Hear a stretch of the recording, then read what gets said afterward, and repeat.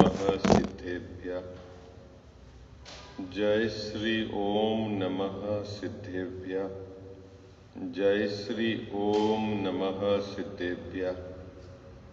ओंकार बिंदु संयुक्तम नित्यम ध्यायन्ति योगिनः। कामदम मोक्षदम चैव ओंकाराय नमो नमः। अविरल शब्द घनोग प्रक्षालित सकल भूतलमल कलंका मुनि भी निरूपासित तीर्था सरस्वती हर्तु नो दुरितान। अज्ञान तिमिरा अंधा नाम ज्ञाना अंजन सलाकया चक्षुर्ण मिलितम येन तस्मै श्री गुरुवे नमः। श्री परम गुरुवे नमः। परंपराचार्य गुरुवे नमः। सकल कलुष विध्वंसकम श्रेयसाम परिवर्धकम धर्म संबंधकम भव्य जीव मन प्रतिबोध कारकम पुण्य प्रकाशकम पाप प्रणाशमिदम शास्त्रम श्री मोक्ष मार्ग प्रकाशक नाम दे। अस्य मूल ग्रंथ करता रह श्री सर्वज्ञ देवा तद उत्तर ग्रंथ करता रह श्री गणधर देवा प्रतिगणधर देवा तेसाम वचना सामाद्य। आचार्य कल्प पंडित टोडरमल जी द्वारा विरहचित श्रोता रह सावधान तया शरणवंतु। मंगलम भगवान वीरो मंगलम गौतमो गणी मंगलम कुंद कुंदार्यो जैन धर्मोस्तु मंगलम। सर्व मंगल मांगल्यम सर्व कल्याण कारकम प्रधानम सर्वधर्माणाम जैनम जयतु शासनम जैनम जयतु शासनम। नमः श्री समयसाराय स्वानुभूत्या चकासते चित्स्वभावाय भावाय सर्वभावांतरे सो निज भाव सदा सुखद अपनो करो प्रकाश।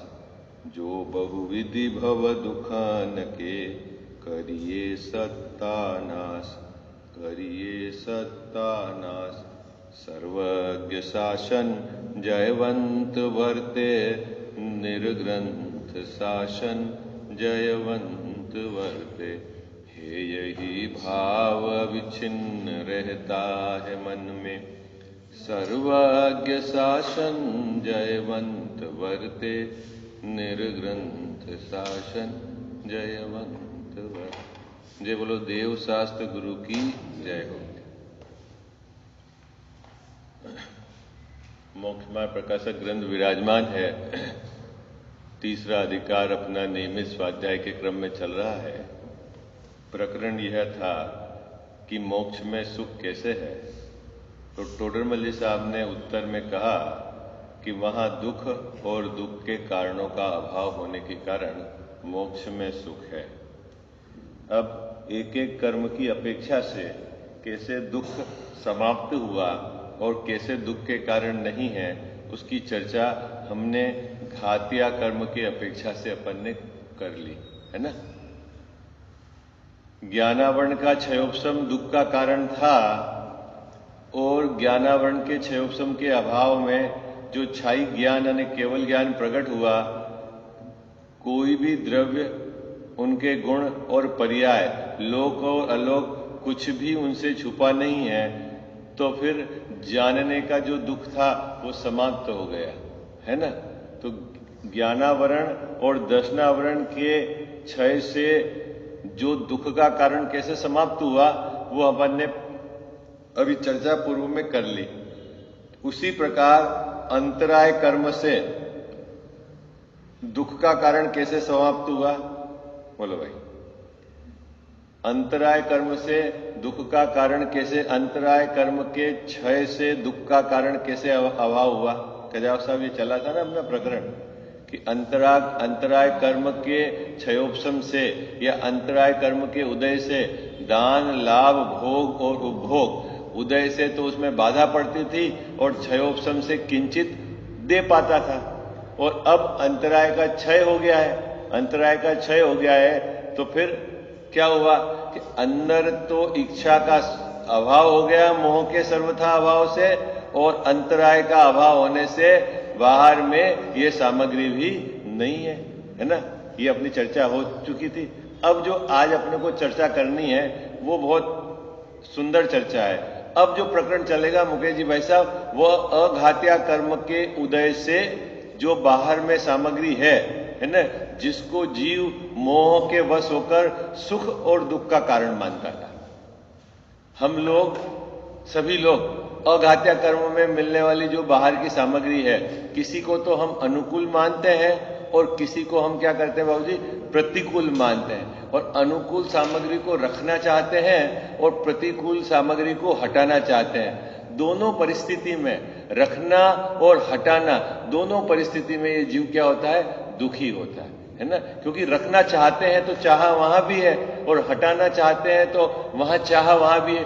दोनों परिस्थिति में ये जीव दुखी होता है। अब सिद्ध भगवान के देखो, मोह का तो सर्वथा अभाव हो ही गया है, लेकिन बाहर में अघात्य कर्म भी नहीं है। मुकेश जी भाई साहब, सिद्ध भगवान के तो अघात्य कर्म भी नहीं है, क्योंकि उनका भी क्षय हो गया है। तो अघात्य कर्म भी नहीं है, तो अघात्य कर्म के उदय वाली जो सामग्री भी कैसे होगी, क्योंकि कर्म का ही अभाव हो गया। तो बाहर में सामग्री भी नहीं है, तो उनके दुख का कारण भी नहीं है, और दुख तो मोह के अभाव में सर्वथा अभाव हो ही गया है। ये चर्चा इस पैराग्राफ की विषय वस्तु है। ठीक है, देखो निकालिए पेज नंबर 80 नंबर का पेज है, जो अपन आज वाचन करेंगे, है ना, उसका विचार करेंगे। तथा, मिल गया सबको, तथा अघाती कर्मों में मोह से पाप प्रकृतियों का उदय होने पर दुख मान रहा था। कौन बाबूजी? संसारी जीव, जगत के जितने भी जीव अघात्य कर्म में जो पाप प्रकृतियों का उदय है ना, उसके कारण मोह के सहकार होने से, मोह से क्या मान रहा था, दुख मान रहा था, और पुण्य प्रकृतियों का उदय होने पर सुख मान रहा था। मुकेश जी भाई साहब, अपन सुख दुख अपन किसको कहते हैं? हम सुख दुख किसको कहते हैं? मानते हैं ना हम सुख दुख, किसको मानते हैं? वो पुण्य के उदय को सुख मानते हैं और पाप के उदय को दुख मानते हैं। अभी ये कैसे मानना होता है? लिखा है ना, मोह से। बाबूजी कैसे मानना होता है? मोह से। तो बीमारी सबसे बड़ी क्या है? मोह है ना। तो मोह से संसारी जीव पुण्य के उदय में सुख मानता है और पाप के उदय में दुख मानता है। और पाप के उदय में जो मिलने वाली सामग्री है बाबूजी, उनको निरंतर हटाना चाहता है और हटाने की इच्छा से वह निरंतर दुखी है। तीसरे नंबर का दुख टोडरमल जी साहब का, तीसरे नंबर का दुख क्या है टोडरमल जी साहब का? पाप का उदय। पाप के उदय में मिलने वाली सामग्री से ये क्या निरंतर उसको हटाना चाहता है। ये तीसरे नंबर का दुख। और पुण्य के उदय में क्या मानता है मुकेश जी भाई साहब? पुण्य के उदय में क्या मानता है? सुख मानता है। और टोडरमल जी साहब के हिसाब से चौथे नंबर का दुख है। कह साहब, पुण्य का उदय सुख है कि दुख है? अरे बोलो ना भाई, जल्दी जल्दी जल्दी बोलो आप। पुण्य का उदय सुख है कि दुख है? भाई सुख तो मानता है। क्यों? किससे मानता है? मोह से मानता है। और दुख क्यों है? क्योंकि पुण्य के उदय में मिलने वाली सामग्री को निरंतर एक साथ भोगने की इच्छा है। जो इच्छा है सो दुख है। जैसा बराबर बात पकड़ में आ रही है आपको? है गड़बड़ बहुत है जगत में बाबूजी। पुण्य का उदय सुख है, पुण्य का उदय सुख है, पुण्य के उदय में मिलने वाली सामग्री अनुकूल है, अनुकूल है। ये सब एंगल कहां से चल रहे हैं बाबूजी? मोह से चल रहे हैं। आई बात समझ में? सामग्री में अनुकूलता और प्रतिकूलता ऐसा कोई गुण नहीं है। आई बात? सामग्री तो सामग्री है। आई बात समझ में आई आपको? सामग्री तो कजाओ साहब सामग्री है। ठीक है, अभी यहां देखना, बहुत सुंदर बात है इस पैराग्राफ के अंदर। क्या कह रहे हैं कि मोह से संसारी जीव पाप प्रकृति में बंटवारा कहां होगा बाबूजी? घात्या कर्म के तो सभी कर्म प्रकृतियां पाप की ही है। ठीक है, और अघात्या में बंटवारा है पाप और पुण्य का। आई बात समझ में आई आपको मुकेश जी भाई साहब? घात्या कर्म की सभी प्रकृतियां तो पाप की है, वहां तो पाप की प्रकृतियां ही है। और अघात्या कर्म में बंटवारा है कजावा साहब किसका? पाप का और पुण्य का। अब अघात्या कर्म में पाप प्रकृतियों के उदय में मिलने वाले संयोग और सामग्री में के काल में मोह से ये जीव क्या मानता है? दुख। ठीक उसी प्रकार पुण्य प्रकृति के उदय में मिलने वाली सामग्री के काल में यह मोह से क्या मानता है? सुख। ठीक है, अब अपन परमार्थ बात करते हैं, वास्तव में क्या है। ठीक है, देखो क्या कहते हैं, तथा अघाती कर्मों में, है ना, किसकी बात चल रही बाबूजी, अघाती कर्मों में, क्योंकि घाती कर्मों में तो पाप और पुण्य प्रकृति का बंटवारा ही नहीं, वहां तो सभी पाप प्रकृतियां ही है ना। घाती कर्मों में, अघाती कर्मों में ये बंटवारा है, तो लिखा है तथा अघाती कर्मों में मोह से, जैन साहब किससे, मोह से पाप प्रकृतियों का उदय होने पर दुख मान रहा था। दुख था ऐसा नहीं कह रहे हैं बाबूजी, क्या कह रहे हैं, दुख मान रहा था। मान किससे रहा था, मोह से। किससे, मोह से दुख मान रहा था। और पुण्य प्रकृति के उदय में क्या मान रहा था, सुख मान रहा था। सुख है या सुख था ऐसा नहीं, सुख मान रहा था। मानना मतलब अपनी कल्पना में। आई बात समझ में आई आप, हाँ, अपनी कल्पना में मान रहा था कि पैसा होगा तो सुखी हो जाऊंगा, गाड़ी होगी तो सुखी हो जाऊंगा, शरीर स्वस्थ रहेगा तो सुखी हो जाऊंगा, और उदय उस प्रकार का है तो ये सुख मानता है, और उसके विपरीत जहां जाए दुख मानता है। यदि उदय उस प्रकार का है तो दुख मानता है। अब परमार्थ की बात सुनो, परमार्थ से वास्तव में, परमार्थ मतलब 100% सही बात, तो सुनो आप, क्या है, मान रहे हो तो ये तो आपने अपनी कल्पना में मान रखा था, और परमार्थ मतलब वास्तव में। कह रहा साहब, परमार्थ मतलब वास्तव में आकुलता के कारण। कौन है आकुलता के कारण बाबूजी, कौन है आकुलता के कारण, पुण्य का उदय और पाप का उदय। पुण्य के उदय में मिलने वाली सामग्री और पाप के उदय में मिलने वाली सामग्री, दोनों किसका कारण है जैन साहब, आकुलता का कारण होने से। बात पकड़ में आ रही है आपको अजीत भैया, बात पकड़ में आ रही है। क्या कह रहे हैं यहां पर टोडर मोदी साहब, परमार्थ से वास्तव में आकुलता के कारण। ये आकुलता के कारण कौन सा, पाप प्रकृतियां के उदय होने पर और पुण्य के उदय होने पर, दोनों क्या है, आकुलता का कारण। अब आपसे कोई पूछे कि कैसे आकुलता का कारण है, तो आपको याद रखना पड़ेगा टोडर मल्ली साहब के 3 नंबर की इच्छा और 4 नंबर की इच्छा। कौन बोलेगा बाबूजी, 3 नंबर की इच्छा क्या है, इस जीव के, इच्छा मतलब दुख है ना। तो 3 नंबर की इच्छा का क्या नाम है, पाप का उदय, और 4 नंबर की इच्छा का क्या नाम है, पुण्य का उदय। अच्छा, पाप के उदय में दुख क्यों है जैन साहब, पाप के उदय में दुख कैसे है, यदि समझाना है अपने को तो कैसे समझाना, कि पाप के उदय में जो सामग्री मिलती है, यह जीव निरंतर उसको हटाने की इच्छा रखता है। वो जो इच्छा है वो क्या है, दुख है। आई बात समझ, क्योंकि इच्छा दुख का सामान्य स्वरूप है ना। अच्छा चलो साहब, कोई बात नहीं। अब पुण्य के उदय में क्या है जैन साहब, तो पुण्य के उदय में मिलने वाली सामग्री को ये रखने की इच्छा रखता है तथा एक साथ भोगने की इच्छा रखता है। सो इच्छा है सो दुख है। किसमें दुख है गजाओ साहब, पुण्य के उदय में कि पाप के उदय में? तो बड़ी शांति से उत्तर देना, किसमें इच्छा है सो दुख है बाबूजी, उदय के कारण दुख नहीं है ना। कल अपन ने जब परसों छोड़ा था तो अपन ने तीन पिक्चर बताएंगे ना, अपन ने बताई 3 चर्चा करेंगे। 3 देखो,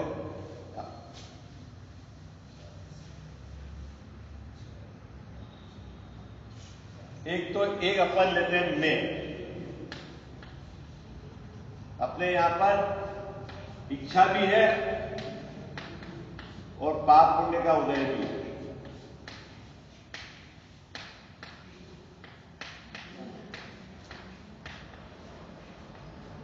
पहला।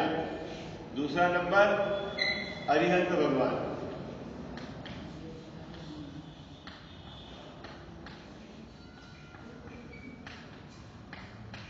उनकी इच्छा नहीं है और पाप पुण्य का उदय है।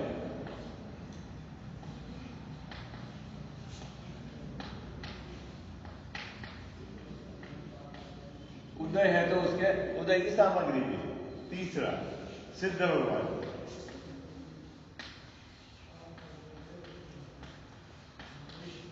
इच्छा भी नहीं है और पाप पुण्य का उदय भी नहीं। उदय नहीं तो पाप पुण्य की बाहर की सामग्री भी नहीं। तीन बात हो गई बाबू जी। हाँ क्या कजाव साहब, तीन बात हो गई। एक तो मैं है ना, अभी वर्तमान में इच्छा भी है ना बाबू जी, मोह का सहकार है, इच्छा है, और पाप और पुण्य का उदय भी चल रहा है। ठीक है। एक अनंत भगवान है जिनके इच्छा का अभाव हो गया है ना। 12वें गुणस्थान में मोह का सर्वथा अभाव हो गया, इच्छा समाप्त। और 13वें गुणस्थान में क्या हो गया है, केवल ज्ञान, केवल दर्शन और अनंत सुख प्रकट हो गया है। लेकिन अघात्या कर्म में क्या पाप और पुण्य प्रकृतियों का उदय चल रहा है ना मुकेश जी। वैसा तो अरहंत भगवान के पाप और पुण्य का उदय चालू है, लेकिन इच्छा का अभाव हो गया है। और सिद्ध भगवान के क्या है कि इच्छा का भी अभाव हो गया है, और न तो घात्या कर्म तो कुछ रहे ही नहीं, और अघात्या कर्म भी नहीं रहे, और तो अघात्या कर्म का कोई उदय नहीं है, तो उससे मिलने वाली सामग्री भी नहीं। तो यहां दुख को बाहर से जिसको अपन सुख दुख की सामग्री मानते हैं वो सिद्ध भगवान के नहीं है ना। अरहंत भगवान के सामग्री है लेकिन दुख नहीं है। और अपने क्या है बाबूजी, सामग्री भी है और सुख दुख भी है? अब ये गड़बड़ी कहां से चल रही है? गड़बड़ी कहां से चल रही है? तो गड़बड़ी चल रही है मोह से चल रही है। आई बात समझ? किससे चल रही गड़बड़ी? मोह से चल रही। मोह के कारण यह जीव बाहर की सामग्री के आधार से सुख दुख की कल्पना करके सुखी दुखी मानता है। कौन जीव मानता है? कौन मानता है? जैसा कौन? तीसरा आदमी है, अपना अपन स्वयं, है ना बाबू जी। ऐसा कल्पना करके मानते हैं। जैसे आपको हमने आपकी निंदा करी तो आप कल्पना करोगे यार ये बेकार है, इसने ये मेरे लिए क्यों पीछे पड़ा हुआ है? तो ये क्या हो गया? कल्पना में है। यद्यपि किसी की निंदा करने से सामने वाले का कभी भी अपयश नहीं होता है, वो तो होना नहीं होना मुकेश जी भाई साहब किसके आधार से है? लेकिन अपनी मान्यता में क्या है? तो ये जो है ना, जितनी बीमारी खड़ी है वो किसकी खड़ी है? इच्छा की खड़ी है। मोह के कारण इच्छा, पाप के उदय और पुण्य के उदय दोनों परिस्थिति में ये जीव इच्छा रूप परिणमित होकर दुखी हो रहा है और कल्पना में सुख दुख मान रहा है। अनंत भगवान के साता का बहुत उदय है, असाता का बहुत कम उदय है, लेकिन उन इच्छा के अभाव के कारण वहां साता और असाता के उदय में सुख दुख नहीं मानते, यद्यपि वे अनंत सुखी हैं अपने स्वभाव के आश्रय से। आई बात समझ में आई? अपनी परिणति में अनंत आनंद का भोग करते हैं, लेकिन कौन सा आनंद जैसा? काल्पनिक नहीं। अपन जो पुण्य के उदय में अपन जो सुखी होते हैं वो कैसा है? ये तो दुख लेकिन मानते सुख है। आई बात समझ में आई? कजाव साहब, पुण्य के उदय में क्या है? बोलो, पुण्य के उदय में क्या है? पुण्य के उदय में है तो दुख, मानते सुख है। आई बात समझ में आई? प्रॉब्लम मानने की है, पुण्य के उदय में सुखी नहीं होते हैं।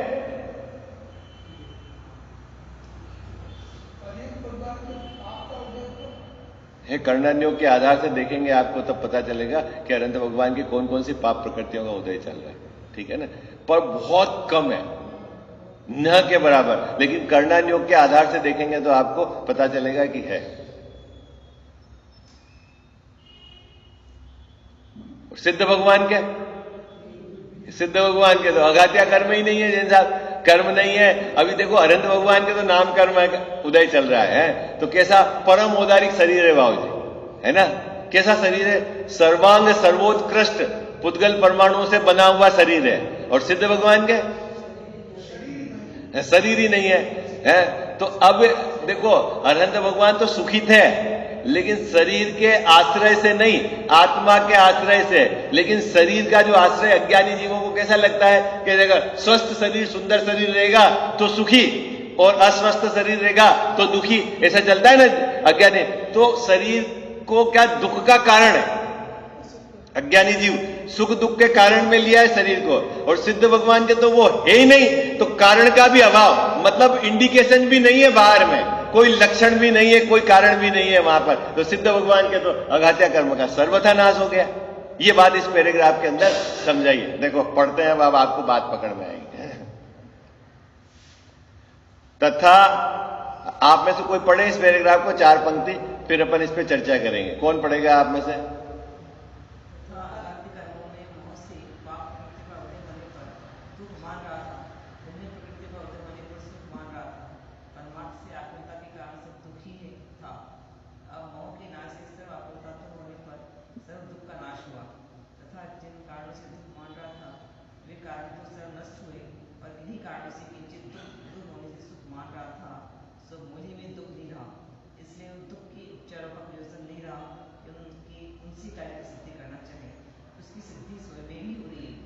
बाबूजी बात समझ में आई? थोड़ा सा ये पैराग्राफ कठिन जैसा है। देखो क्या कितनी सुंदर बात कही है यहाँ पर। पहली 2 पंक्तियां तो समझ में आ गई आपको? पहली 2 पंक्तियां अजीत भैया बात पकड़ में आ गई? क्या कहा पहली 2 पंक्ति में? कि संसारी जीव मोह से पाप प्रकृतियों के उदय में दुख मान रहे थे और पुण्य प्रकृतियों के उदय में सुख मान रहे थे। परमार्थ से दोनों दुख ही है। किसकी बात चल रही है बाबूजी? ये जो 2 पंक्तियां किसकी बात कही? ये संसारी जीव की बात। अब सिद्ध भगवान की बात है। अब मोह के नाश से, किनके मोह का नाश हो गया जैन साहब? सिद्ध भगवान के मोह का नाश हो गया। तो सर्व आकुलता दूर होने से, सर्व आकुलता कहां से? क्योंकि मोह के कारण मान रहा था, अब मोह समाप्त हो गया तो सर्व प्रकार की आकुलता ने सर्व प्रकार की इच्छा समाप्त हो गई ना। सर्व प्रकार की आकुलता दुख होने पर सर्व दुख का नाश हुआ। अब सर्व दुख का किस किस के नाश हुआ? सिद्ध भगवान के भी नाश हो गया और अरहत भगवान के भी नाश हो गया।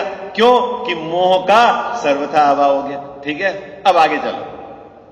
तथा जिन कारणों से दुख मान रहा था वे कारण तो सर्व नष्ट हुए। जिन कारणों से, क्या कारण से दुख मान रहा था? जिन कारणों से दुख मान रहा था, किससे मान रहा था? कजाव साहब, पाप प्रकृतियों के उदय से मिलने वाली सामग्री के कारण दुख मान रहा था, वह सब कारण तो नष्ट हुए और किन्हीं कारणों से किंचित दुख होने से सुख मान रहा था। मतलब पुण्य के उदय में है ना, तो सुख मान रहा था। सो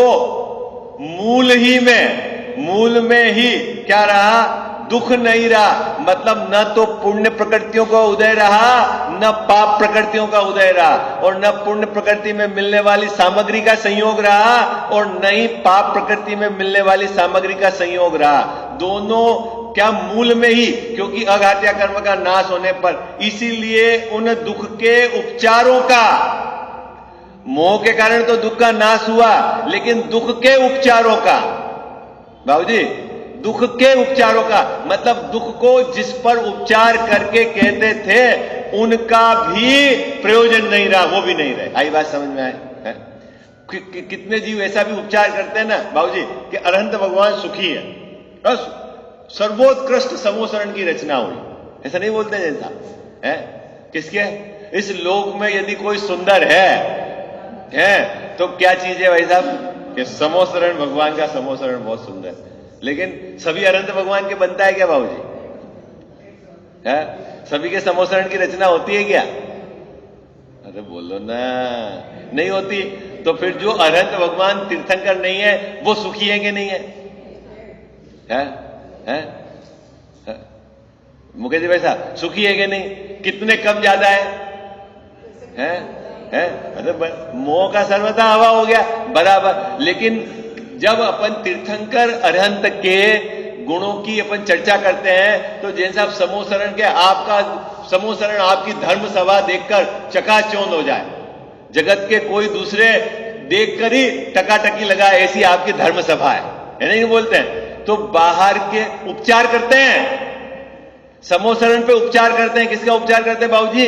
अंदर के सुख का, जो मोह के अभाव में सुख हुआ उसका उपचार करते हैं। लेकिन यहां कह रहे हैं कि अब तो अघात्या कर्म में पूर्ण प्रकृतियों का भी सर्व अभाव हो गया, अब सिद्ध भगवान के समोसरण भी नहीं है। लो जैन साहब, अब सिद्ध भगवान के तो समोसरण भी नहीं है। अब उसको उस पर आप आरोप कैसे लगाओगे कि इसके कारण सुख है, इसके कारण दुख है? तो बोले बाहर से इनका भी जो निशान है वो भी सब समाप्त हो गए। बात पकड़ में आई? क्या जाता है? सुखी है कि नहीं सिद्ध भगवान? है? तो अब किसके आधार से सुखी है?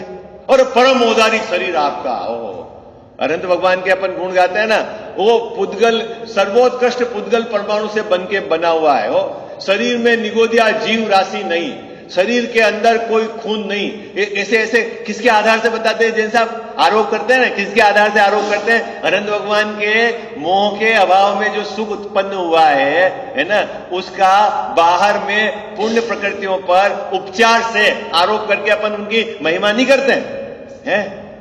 प्रभु परम औदारिक शरीर। अब सिद्ध भगवान के क्या है? अरे वो अरे आरोपित करने का कारण भी नहीं है, ये कहना चाह रहे हैं यहां। बोले कारण भी नहीं है। यद्यपि अनंत भगवान भी सुखी है। किसके कारण सुखी है? परम औदारिक शरीर है इसलिए नहीं, किसी मोह के अभाव में सुखी। आई बात समझ में? पुण्य का उदय है इसलिए नहीं, जो पुण्य के उदय में तो दुखी होता है जीव, लेकिन मोह के अभाव में सुखी है। बात पकड़ में आया आपको? बात पकड़ में आ रही है? नहीं आ रही है? कठिन तो नहीं लग रही है आपको? हाँ, ये बात है। देखो कितनी सुंदर चर्चा है कि उपचारों का भी कुछ प्रयोजन नहीं रहा। क्या शब्द लिया टोडरमल जी साहब ने? उपचारों का भी कुछ प्रयोजन नहीं है। अब आप किस शरीर की बात करो परम औदारिक, किस समोसरण की बात करो कि कितने हजार बाजे बजते हैं, 100 इंद्र की सभा, अरे इस सब उपचारों का भी प्रयोजन नहीं रहा। क्यों जैन साहब प्रयोजन नहीं रहा? क्यों रहा नहीं रहा प्रयोजन? पुण्य का उदय ही समाप्त हो गया, अघात्या कर्म का। अब क्या गाजे बाजे हैं? कहां पारा योजन? एक कहां सब तरह के फल ऋतु के हैं? कहां बावड़ी है? कहां अपने को अपने साथ भाव दिख जाते हैं? अरे कोई प्रयोजन बाहर में नहीं रहा। यद्यपि वो तो क्या पुण्य का उदय है। पता है आपको समोसरण? बाबूजी समोसरण पता है क्या है? समोसरण क्या है मालूम है आपको? किससे बनता है मालूम? हाँ, देव बनाते हैं, और वो देव ही है सब वहां पे। वो जो वो बना है ना, वो सब देव प्रति समय परिणमित हो रहा है। हाँ, आई बात। वो कैसे हो रहा है? पुण्य का उदय है बाहर में। जैन साहब किन के? अनंत भगवान के। अच्छा, तो फिर सुखी है? नहीं, देखो आप जब भी कभी है ना ऐसी बताते हैं ना उनके सुख को बताने के लिए, तब आप क्या करोगे? सुखी है तो क्या करोगे? कभी शरीर के आधार से, कभी उनकी कितने बाजे बज रहे हैं, कितना वैभव है, कितने समोसरण की रचना है 100 इंद्र हाजिरी में खड़े हैं, ऐसा कहकर उनके सुख को उपचार से इधर आरोपित करते हैं। लेकिन सिद्ध भगवान के साथ तो वो भी नहीं है, उपचार ही नहीं है, उपचार का कोई प्रयोजन नहीं, ये बात कह रहे हैं। क्योंकि अघात्या कर्म का सर्वथा नाश हो गया। देखो बहुत सुंदर बात क्या कहना चाह रहे? तथा जिन कारणों से दुख मान रहा था, हाँ वो कारण ही नहीं रहे। वो बात पकड़ में आई ना? दुख का असली कारण तो है मोह, उसका तो अभाव हुआ, लेकिन जिन पर उपचार करके, जिन पे लक्ष्य रखकर ये सुख दुख मान रहा था, वो कारण भी नहीं रहे। ये जिन कारणों से दुख मान रहा था वे कारण तो सर्व नष्ट हुए, और किन्हीं कारणों से किंचित दुख दूर होने से सुख मान रहा था, वो अब मूल ही में दुख नहीं रहा। इसीलिए उन दुख के उपचारों का कुछ प्रयोजन नहीं रहा कि उससे कार्य की सिद्धि करना चाहे, उसकी सिद्धि स्वयमेव ही हो रही है। अब कैसे सुखी हो रहे सिद्ध भगवान? कैसे हो रहे बाबूजी? है अभी कभी कोई ऐसा होता है बिल्कुल अनजान आदमी, जैसे किसी अनंत भगवान की स्तुति है ना कि आपका भावमंडल देखो, आपका शरीर देखो, परम औदारिक है, 100 इंद्र और बाजे, तो फिर कभी वो सोचता है कि इससे सुख आता है? तो फिर सिद्ध भगवान सुखी कैसे होंगे? उनके पास तो कुछ नहीं है। नहीं कहा कभी कोई ऐसा है ना, तो मतलब उपचार की जरूरत नहीं, वो तो स्वयं सुखी हो रहे हैं। क्योंकि अनंत भगवान को भी सुख वहां से नहीं आ रहा था बाबूजी। कहां से? तीर्थंकर अनंत भगवान को भी समोसरण से सुख नहीं आ रहा था। हजारों की सभा चल रही थी, ऐसी सुंदर व्यवस्था थी, कोई भीड़ भगदड़ नहीं थी, सब शांति से सुन रहे थे, सबको अपनी अपनी भाषा में समझ में आ रहा था, इसके कारण सुख नहीं आ रहा था। वो किससे सुख आ रहा था बाबूजी? हाँ, अपने हाथ में। आई बात समझो, मोह का अभाव हुआ। लेकिन करे क्या? अब वहां पुण्य प्रकृतियां थी तो कविवर ने उपचार करके उनको कहा, लेकिन सिद्ध भगवान के तो उपचार करने का भी कोई बाहर में कारण नहीं है, ये कहना चाह रहे हैं। आई बात, चलो आ गया। इसी का विशेष बतलाते हैं, अब इसका विस्तार करते हैं। वेदनी में असाता के उदय से दुख के कारण शरीर में रोग, क्षुधा आदि होते थे। क्या? अब विस्तार कर रहे हैं टोडर मल्लिक साहब कि वेदनी कर्म का जब उदय था तो पाप का उदय होता है तो क्षुधा आदि होते हैं, है ना। क्षुधा ने भूख लगती है, प्यास लगती है ना। ये तो भूख और प्यास लगना तो पाप का है ना। असाता वेदनी का उदय है तो भूख प्यास लगती है, ठीक है। फिर अपन क्या करते हैं जैन साहब, भूख और प्यास का उपचार करते हैं। थोड़ा सा उपशमन होता है तो ये मानते हैं कि मैं सुखी हो गया। ऐसा ही तो अपन करते हैं मोह से। अब सिद्ध भगवान के क्या है, शरीर नहीं है, तो अरिहंत भगवान के शरीर है लेकिन क्षुधा आदि नहीं है। देखो अब बात समझना, शरीर है, क्षुधा आदि नहीं है। और सिद्ध भगवान के तो शरीर भी नहीं है। जब शरीर ही नहीं है तो क्षुधा आदि की तो बात ही जाने दो, है ना, ठीक है। तो क्या कह रहे हैं कि वेदनी में असाता के उदय से दुख के कारण शरीर में रोग और क्षुधा आदि होते थे। अब शरीर ही नहीं है तब कहां हो, अब कहां रोग होवे और कहां क्षुधा आदि होवे। तथा शरीर की अनिष्ट अवस्था को कारण आताप, गर्मी लग रही है, सर्दी लग रही है, ये अनिष्ट अवस्था। आपको जैसा अभी है ना गर्मी लगे, अभी मान लो सर्दी तेज थी तो अपन दुखी हो रहे थे नहीं हो रहे थे, और बहुत तेज सर्दी गिर रही, किसको लग रही थी सर्दी है? शरीर को अनिष्ट सामग्री का संयोग मिला, उसके कारण ये जीव क्या करता है, उसको लक्ष्य करके दुख का वेदन करता है। अब चक्कर है न तो शरीर है, तो अब अभी तेज गर्मी और धूप हो उससे क्या फर्क पड़ेगा। तो ये लिखा ना अनिष्ट अवस्था को कारण आताप आदि थे, परंतु अब शरीर के बिना किसको कारण हो। अब आप जब शरीर ही नहीं है तो आप बोलोगे गर्मी के कारण दुखी हो रहा है, वो कैसे हो है? तथा बाह्य अनिष्ट निमित्त बनते थे, है ना, इष्ट और अनिष्ट निमित्त बनते थे, परंतु अब इसके अनिष्ट रहा ही नहीं है। अभी आपको लक्ष्य करके, है ना, कि बोलता था ये ऐसा है, ये ऐसा है, नहीं बोलता ये अब, लेकिन अब तो वो शरीर नहीं रहा तो उसको लक्ष्य करके कोई कहने वाला नहीं रहा, इष्ट अनिष्ट निमित्त नहीं रहे। इस प्रकार दुख के कारणों का तो अभाव हुआ। किनके?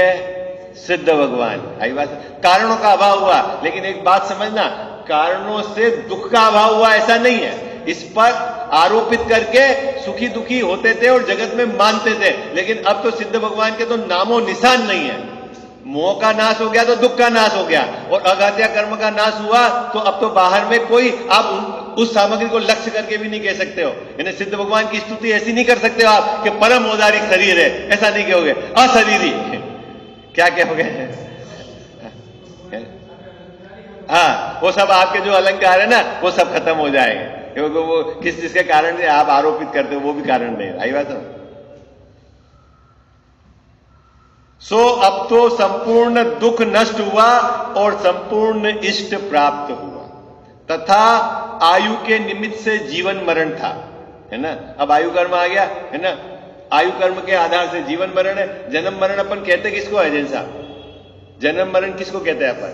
है आयु की जो है ना भुज्यमान आयु और बद्धिमान आयु, है ना। भुज्यमान आयु आपकी जो भोग रहे हैं वो पूरी हो गई, मरण, है ना। और आगे आगे बद्धिमान आयु वापस चालू हो गई तो जन्म, है ना, वो उसका, और वापस वो भुज्यमान में चली गई, फिर जब तक अगली बंधेगी नहीं वो बद्धिमान। तो ऐसे आयु के आधार से जन्म मरण चल रहा था इसका। महामरण से दुख मानता था कौन? मुकेश जी भाई साहब, संसारी जीव आयु पूरी होने के कारण मरण हो जाएगा, मरण हो जाएगा, मेरा मरण हो जाएगा, मोह के कारण क्या मानता था? दुख मानता था। अब परंतु अविनाशी पद को प्राप्त कर लिया है। अविनाशी पद मतलब बाबू जी अब न तो जन्म होगा और न मरण होगा, है ना। इसीलिए दुख का कारण भी नहीं रहा। साहब अगर जन्म मरण हो ही नहीं तो अभी बाहर की तरफ से चल रही, कारण ही नहीं है। अंदर तो मोह का नाश हो गया और बाहर में अब कोई जन्म मरण भी नहीं, तो दुख का कारण भी नहीं रहा। तथा द्रव्य प्राणों को धारण किए कितने ही काल तक जीने मरने से सुख मानता था। ओहो बाबू जी, द्रव्य प्राण है ना, कितने प्रकार के हैं द्रव्य प्राण? 10 प्रकार के हैं ना। उसके कारण से ये मानता था सुख, है ना। 5 इंद्रिया 3 बल है, आयु और श्वासोश्वास, उससे क्या मानता था कि यह है तो सब बढ़िया चल रहा है, नहीं जैसा, तो सुख मानता था। लेकिन अब तो शरीर ही नहीं है तो कौन सा बल है, कौन सी इंद्री है, कौन सा श्वासोश्वास और आयु, कौन सी आयु? तो सिद्ध भगवान के तो कुछ है ही नहीं द्रव्य प्राण, ठीक है। वहां भी नरक पर्याय में दुख की विशेषता से वहां नहीं जीना चाहता था, परंतु अब सिद्ध पर्याय में द्रव्य प्राण के बिना ही अपने चेतन प्राण से सदाकाल जीता है और वहां दुख का लवलेश भी नहीं। देखो द्रव्य प्राणों के कारण है ना मुकेश जी भाई साहब, ये बहुत डरता था। चेतन प्राणों की तो लिखा ना कि नरक में बहुत दुख है, एक सांस में, वो तो निगोद में, नरक में तो काट पाट मारता पीटता ऐसा है, अरे वहां नहीं जाना, वहां नहीं जाना, वहां नहीं, क्यों, बहुत दुख है। और स्वर्ग में जैसा, स्वर्ग में है कोई काट पीट नहीं है चंदू भाई, है वो तो निरोगी काया है, वो कोई लड़ाई नहीं चल रही, तो ठीक है ओके ये वहां जाना है। लेकिन सिद्ध भगवान के साथ क्या है कि द्रव्य प्राण है नहीं, वो तो चैतन्य प्राणों से जीते हैं, तो सदा सुखी है। आई बात समझ में? अपना एंगल है, अभी भी मैं चैतन्य प्राणों से ही जीता हूं, द्रव्य प्राण से तो मान रहा हूं। आई बात समझ में आपको जिन साहब? कैसे जीता हूं मैं? चैतन्य प्राणों से जीता हूं अभी भी।